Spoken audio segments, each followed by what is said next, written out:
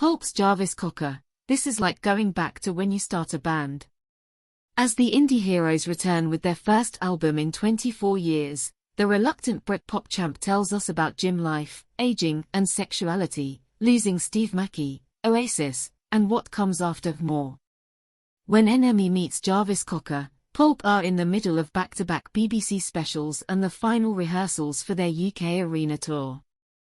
The flurry of activity is all to celebrate one thing: the Sheffield band's grand return with More, their first album in 24 years. How does it feel to once again be caught up in Pulp mania? I think that's overstating it a bit, the frontman laughs. It's nice. When you make a record, it's like you've expressed something personal. That feels good, but then it gets turned into a record and something that hopefully people like, and it becomes part of their lives. Woven tightly into the emotional DNA of so many indie lovers, let alone pop culture, Pulp's music reigns eternal on the indie disco dance floor to this day, still a soundtrack to those acrylic afternoons and the fumbles and tumbles of misshapes. When they split after 2001's Skyward's seventh album, We Love Life, no drama, things just fizzled to a standstill. Reunion tours in the subsequent decades proved a delight. But aside from the one-off single, After You, in 2013, a full record from the former reluctant Britpop champs seemed like too much of an ask. And then, More.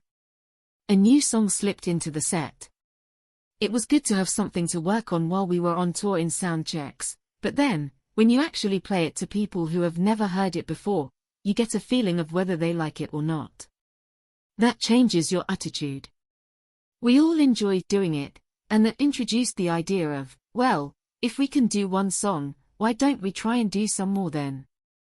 More newbies were debuted on the road to the fervor of fans, adding to the momentum. Sadly, a further compulsion came after the death of beloved bassist Steve Mackey in 2023.